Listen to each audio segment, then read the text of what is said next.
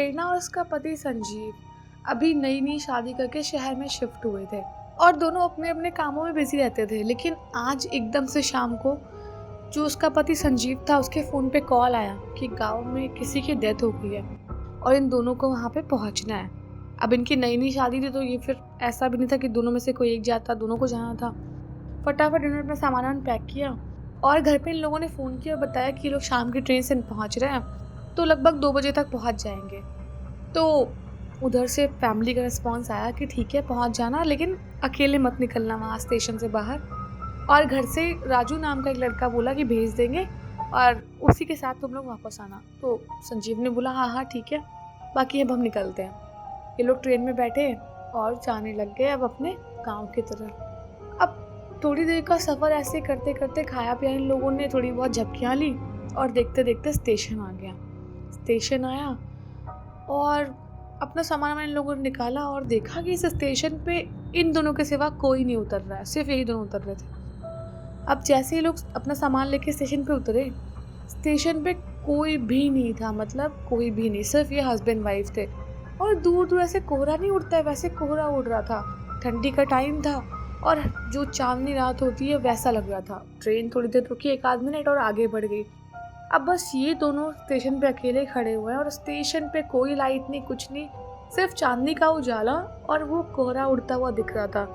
अब जैसे ही ट्रेन हट गई सामने, तो पटरियों के बाद जो जंगल होता है ना वो एकदम साफ दिख रहा था और जंगलों में बहुत ही काला घना अंधेरा था, बहुत ही काला घना। अब ये लोग जैसे उतरे, इनको बड़ा अटपटा लगा और बड़ा फील हुआ था कि कैसी जगह है, और एकदम चौंक गए कि कोई भी इंसान नहीं। हम कितना भी कह देना कि हमें भीड़ पसंद नहीं है, लेकिन जब भीड़ नहीं हो या कोई इंसान ना हो ना तो हम वैसे ही डर जाते हैं। तो ये दोनों भीड़ ना देख के, किसी को ना देख के वैसे ही डर गए थे। अब संजीव पैनिक होके जो राजू था उसको फ़ोन करने लग गया कि भाई कहाँ रह गया, लेने आ जाए ये वो। तो राजू बोला अरे हाँ हाँ ठीक है, तो वेट कर, मैं आता हूँ अभी। अब ये दोनों वहीं पे बैठे रहे। थोड़ी देर लोगों को बहुत अनकंफर्टेबल फील हो रहा था कि क्या हो रहा है। अब बाहर निकलने का भी सीन नहीं था क्योंकि इतनी रात में कहाँ जाते, और कोई ऐसा था नहीं कि चलो बाइक कर लेंगे भाई या फिर ऑटो से चले गए, कुछ नहीं था। अब उसकी वाइफ जो प्रेरणा थी वो ऐसी देख रही थी पटरियों के साइड में। एकदम से उसको दिखा जैसे कि कोई उधर साइड में मुंह करके, मतलब प्रेरणा के साइड पे पीठ करके ऐसे बैठा हुआ है उखड़ू और सिसक सिसक के रो रहा है बहुत।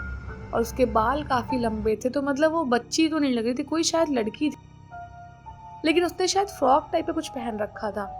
अब प्रेरणा ने जैसे उसे देखा कि रो रही है तो एकदम से उसको लगा कि इतनी रात में क्या पता कहीं भटक गई हो ये, और प्रेरणा धीरे धीरे आगे बढ़ने लग गई। पटरियों के थोड़ा सा पास जाके प्रेरणा बोली कि अरे क्या हुआ तुम्हें, इतना क्यों रो रही हो, रास्ता भटक गई हो क्या? और जैसे ही प्रेरणा ने ये बोला तो उस लड़की ने अपना मुंह उठाया अपने हाथों में जो फंसा रखा था और प्रेरणा की तरफ एकदम 360 घुमा दिया। और उसकी शक्ल देखते ही प्रेरणा की हालत ख़राब हो गई। एकदम उसका ऐसा हुआ कि एकदम हार्ट अटैक आ जाएगा, इतना भयंकर डर लग गया प्रेरणा को। उसका चेहरा, लड़की का ना पूरी आंखें इतनी लाल और इतनी बाहर थी, उसके बाल पूरी तरह से भीगे हुए और ऐसी चेहरा, उसकी स्किन जो थी ना बिल्कुल सफ़ेद पड़ी। बहुत बुरा हाल था। अब प्रेरणा ने जैसे ही देखा, प्रेरणा चिल्ला पड़ी बहुत तेज। अब संजीव उस स्टेशन पर अकेला था, संजीव खुद डर गया। क्या हुआ प्रेरणा, पागल हो गई हो क्या, चिल्ला क्यों रही हो? तो प्रेरणा बोली कि वो लड़की देखो, वो लड़की वहाँ पे थी, तुमने उसका चेहरा देखा, बहुत डरावना चेहरा था उसका। तुमने उस लड़की को देखा होता एक बार संजीव, तुम मेरा विश्वास करो, यहीं बैठी हुई थी। अब संजीव वैसे डरा हुआ था तो प्रेरणा को बोलने लग गया, प्रेरणा बस करो यार, मजाक कभी कभी अच्छा लगता है, हमेशा नहीं, चलो बैठ जाओ। प्रेरणा बोलने लगी मैं मजाक नहीं कर रही हूँ, मैं बाहर जा रही हूँ और अब मैं यहाँ पे 1 सेकंड भी और नहीं रहूँगी। अब जैसे ही प्रेरणा ने संजीव को ये बोला ना और बाहर जाने के लिए जिद करने लग गई, बहुत तेज़ से बारिश शुरू हो गई। इतना मौसम ख़राब हो गया कि बस उनको बाहर निकलना मुश्किल था। अब इनके सर पे एक ही छत थी, वो थी स्टेशन की, तो इनको यहाँ बैठना मजबूरी बन गया था। वापस ये लोग अपना सामान लेके आए, उसी बेंच पे रख दिया और बैठ के अब राजू का वेट करने लग गए। इसी बीच में जो संजीव था उसको बहुत तेज़ ऐसे लगा जैसे कोई स्मोकिंग करता है ना, धुआं, एकदम बार बार धुएं की बहुत गंदी स्मेल आ रही थी। और संजीव देखने लग गया, इधर कोई दिख नहीं रहा तो स्मोक कौन कर रहा है यहाँ पे। संजीव थोड़ा सा उठ के आगे चला गया देखने के लिए कि कौन है भाई यहाँ पे स्मोक कर रहा है, क्या पता कोई सो रहा हो यहाँ पे तो नींद खुली हो तो स्मोक करने लग गया हो। देखा जाके तो कहीं कुछ नहीं दिख रहा और एक खंबा सा था उसके पीछे से धुआं सा आ रहा था। तो संजीव ने सोचा कि बोल देता हूँ उसको कि यार बहुत ज़्यादा यहाँ पे स्मोक करो, कहीं जाके बाहर करो। जैसे संजीव उस खंबे की साइड में गया, उसको बस एक साया सा वहाँ गायब होता दिखाई दिया। साया था, जैसे संजीव खंबे के पास पहुंचा साया गायब, और पूरा धुआं संजीव के मुंह के साइड से निकल गया। और सच में वहाँ कोई भी इंसान जाता आता दिखाई नहीं, कुछ भी नहीं। संजीव ने बस एक काला साया देखा जो कि सिगरेट पी रहा था। उसके लिए फ़ायदेमंद भी था, उसके फेफड़े नहीं होंगे। खैर, संजीव ने जैसे ये चीज़ देखी ना, संजीव बहुत तेज़ डर गया। उसके साथ उसकी वाइफ भी थी, तो उसका बड़ा सा मतलब वो होने लग गया, हिम्मत टूटने लग गई कि यार अपनी वाइफ को भी देखना है, कुछ बोलूँगा तो ये भी डर जाएगी। अब इतने में ही ना बाहर गाड़ी की आवाज़ आई, जैसे किसी ने बहुत तेज़ हॉर्न बजाया हो गाड़ी का। संजीव को उम्मीद मिल गई, चलो भाई राजू आ गया। और हुआ भी ऐसा ही, राजू ही आया था और गाड़ी में फटाफट सारा सामान भरने को बोलने लग गया। कह रहा है ये फटाफट रखो और बैठ जाओ। अब संजीव राजू को देख के बड़ा खुश हुआ, अपनी वाइफ प्रेरणा को बिठाया कार में, खुद बैठा और बोलने लग गया राजू को कि यार इतना लेट तूने कर दिया फालतू में, इतना पता नहीं कैसे कैसे यहाँ पे सब कुछ दिखाई सुनाई दे रहा था, बड़ा अजीब लग रहा था। और प्रेरणा भी डर गई, मैं भी डर गया था।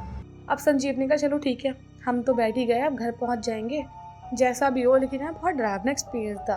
क्या कभी इससे पहले भी ऐसा हुआ है? ये स्टेशन इतना खाली क्यों था? तो राजू ऐसे बोलने लग गया कि बस बस कितने सवाल करोगे तुम अब। हाँ, ये स्टेशन काफ़ी बदनाम है और यहाँ पे तो ये भी कहते हैं कि जब भी तुम्हें कोई आवाज़ दे ना तो पीछे मुड़ के मत देखो। यहाँ पे बहुत तरह तरह की चीज़ें हो चुकी हैं पहले से ही।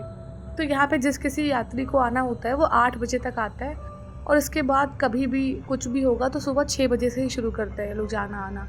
इस बीच में कोई भी अपना ट्रेन का सफ़र नहीं करता क्योंकि स्टेशन ही इतना हॉरर और हॉन्टेड है। तो संजीव बोलने लग गया अच्छा। खैर मुझे भी लग रहा था थोड़ा बहुत, लेकिन अब मुझे लग रहा है कि शायद मौसम ख़राब था इसलिए लग रहा होगा, बाकी से स्टेशन में कोई दिक्कत नहीं है। और तू बता इतना टाइम क्यों लग गया?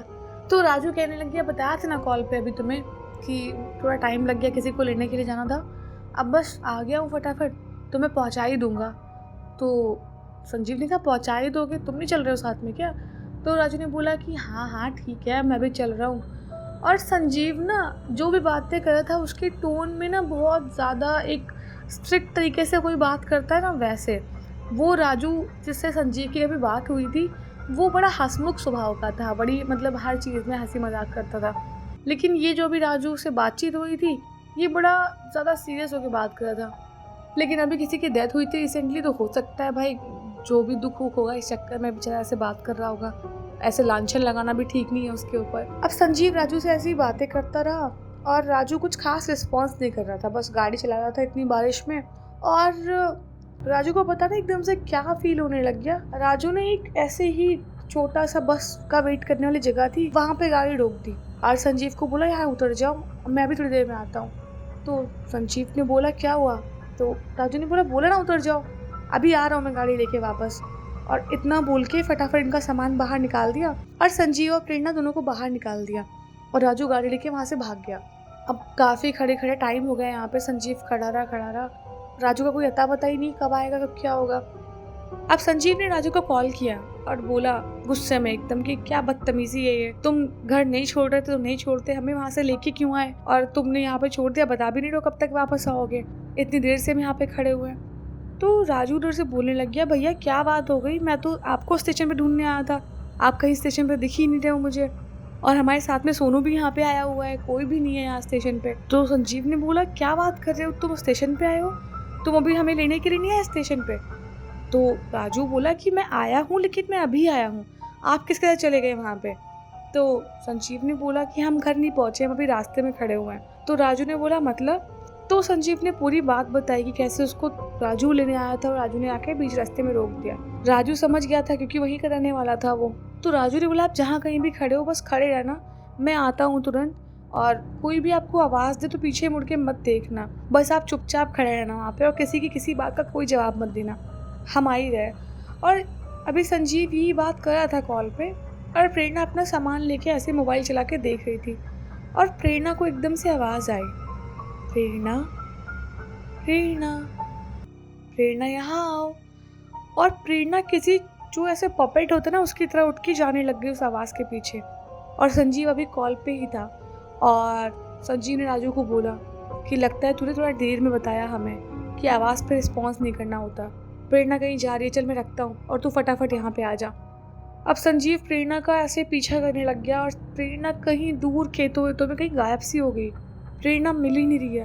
अब बस थोड़ी देर से भागता रहा संजीव, उसको बहुत तेज से चिल्लाने की आवाज़ आई, बचाओ संजीव, संजीव मुझे बचाओ। बहुत तेज आवाज़ आई चिल्लाने की और बहुत दर्द में चिल्ला रही प्रेरणा ऐसे। संजीव सब जगह पागलों की तरह ढूंढ रहा था और एकदम संजीव ने देखा कि दूर ऐसे प्रेरणा जो है वो पेड़ों की ऐसे टहनियों से बंधी हुई है और संजीव एकदम अचंभे में देखता रह गया प्रेरणा को। और प्रेरणा संजीव उसके बार बार गुहार लगाई थी, वो छुड़ा ले, उसको छुड़ा ले। अब प्रेरणा जिस पेड़ के पास बंधी हुई थी उसी के पास में कई सारी आत्माएं थी, कई सारी आत्माएं, और वो सारी आत्माएं संजीव को आवाज़ देने लग गई। अब संजीव, संजीव हमारे पास आओ, संजीव यहाँ आ जाओ।